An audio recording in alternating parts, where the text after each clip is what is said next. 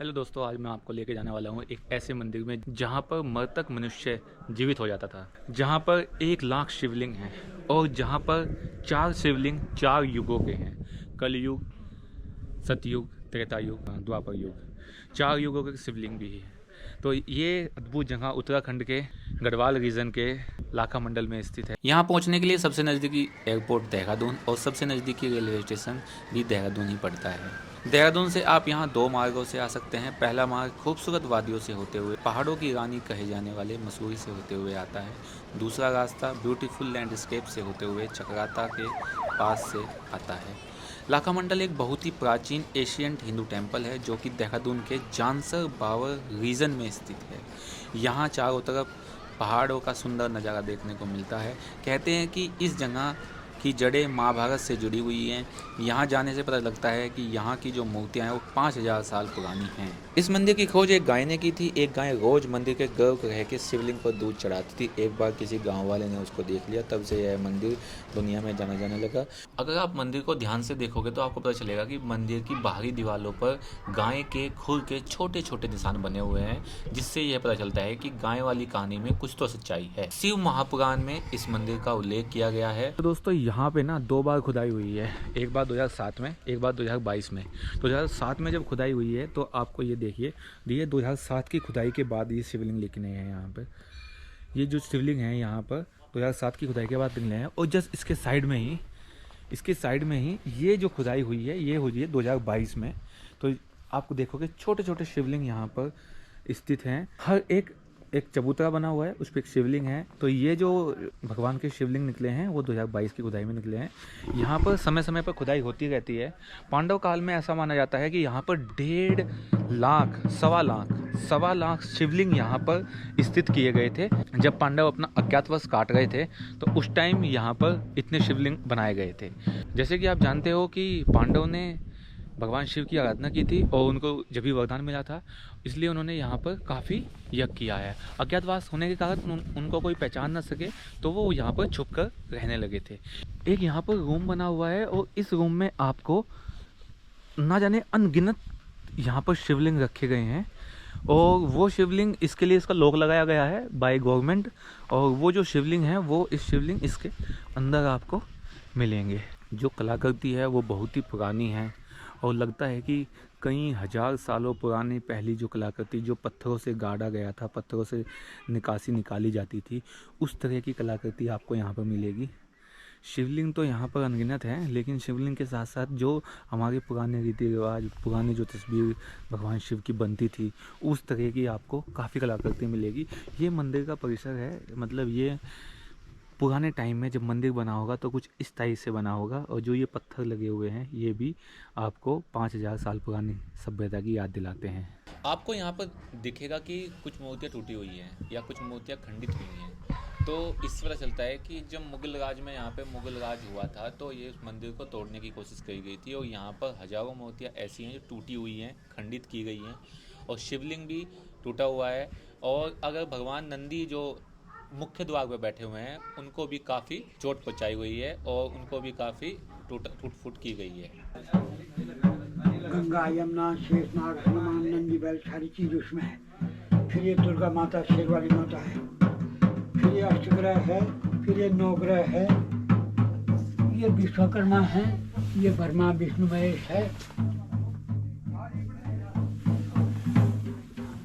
और ये टानक नृत्य वाले हैं। टानक नृत्य वाले। हाँ, टानक नृत्य। 4 युग के यहाँ ज्योतिर्लिंग है। सतयुग का ज्योतिर्लिंग अंदर विराजमान, जिसकी खोज गाय माता ने की है। नदी पार से एक गाय आती थी, अंदर जो शिवलिंग है उसमें दूध चढ़ाती थी। तो सतयुग का ज्योतिर्लिंग पांडवों द्वारा स्थापित है। भगवान राम जी के समय का जो ज्योतिर्लिंग है त्रेतायुग का, भगवान राम ने या तो रामेश्वर में भगवान शिव स्थापना की है या इस स्थान पर ये त्रेतायुग का ज्योतिर्लिंग भगवान राम जी के समय का है। ये द्वापर का, जब भगवान कृष्ण जी का अवतार होता, ये द्वापर का ज्योतिर्लिंग है। क्योंकि भगवान कृष्ण जी को हरा पसंद है तो पांडवों ने हरे में शंकर को विराजमान किया। कलयुग का जो ज्योतिर्लिंग है वो आगे हैं, जिस पर आप लोग जल चढ़ाएंगे, उससे शिवलिंग के अंदर फोटो दिखती है। तो यहाँ 4 युगों की स्थापना पांडवों ने की है। जो मंदिर आप देख रहे हैं, इस मंदिर को पांडवों ने एक रात में विराजमान किया है। ये आप देख रहे हैं, जिस ये पांडवों द्वारा बनाया गया मंदिर है। एक रात में जिस गाय माता ने इस मंदिर की खोज की, उस गाय के जो खुर हैं, ये देखो गाय के पैर के निशान दिख रहे हैं आपको, ये पूरे देखो ऊपर तक। ये मंदिर 5,500 साल पुराना मंदिर है। ऐसा ही मंदिर पांडवों ने फिर केदारनाथ में बनाया है। ये आदि केदारनाथ है। यहीं पर वो लाक्षागृह बनाया जो पांडवों को जलाने के लिए। ये जगह देख रहे हैं आप, ये वो जगह है लाक्षागृह वाली। अच्छा। जब यहाँ लाक्षागृह बनाया था पांडवों को जलाने के लिए, तो जब आग लगाई वो पूरा महल जल गया।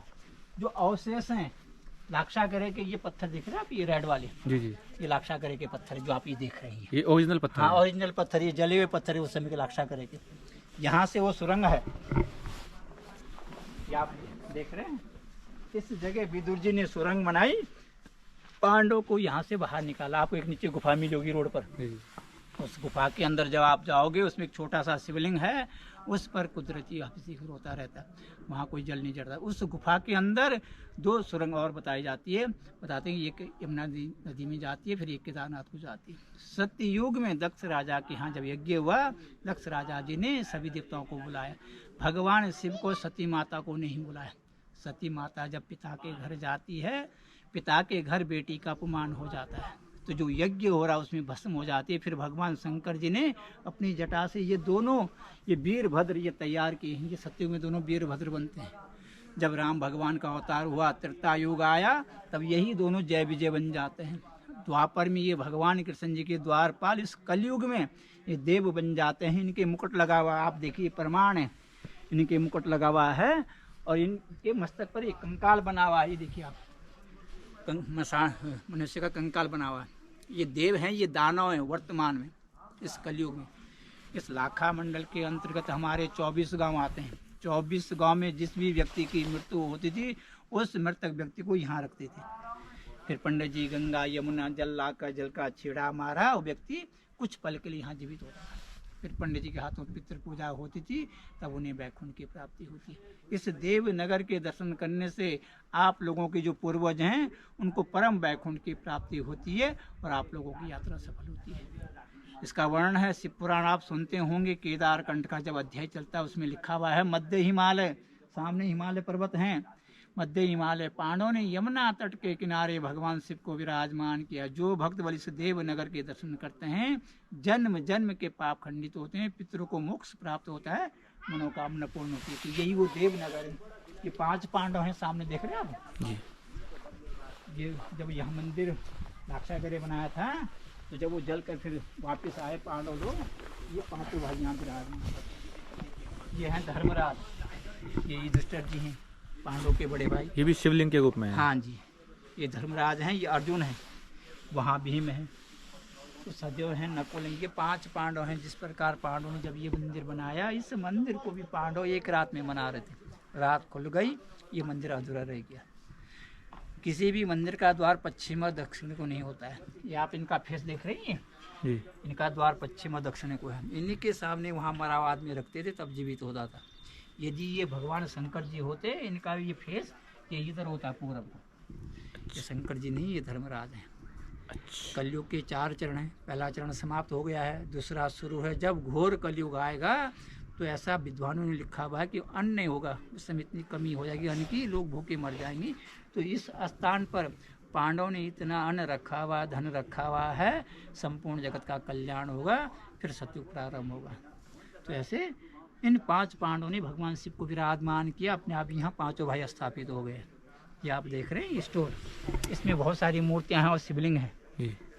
यहाँ पर पांडवों ने 365 मंदिर बनाए।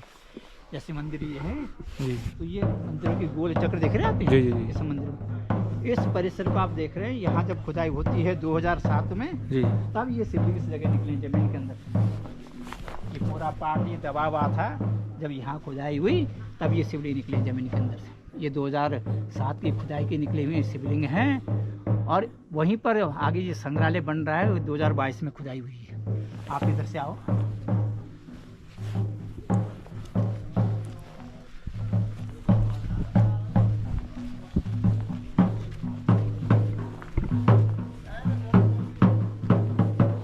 ये दिख रहे हैं, सारे अवशेष हैं जी जी। इस लाखा मंडल के अंतर्गत जब खुदाई होती है, तो ये ये सारे अवशेष निकले हैं जमीन के अंदर से, ये सब खुदाई भी निकले हुए हैं।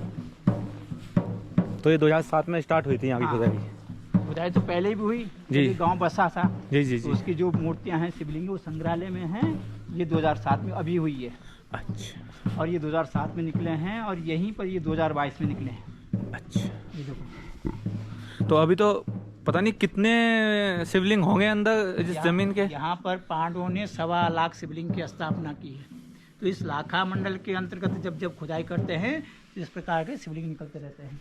ये पहाड़ी देख रहे हैं आप सामने, जी जी जी तो इसके ऊपर कुंड है, द्रौपदी कुंड। जी। जब पांडव लोग अज्ञातवास में राजा विराट के यहाँ रहे, तो इन गुफा में कभी कभी पांडव लोग रहे थे।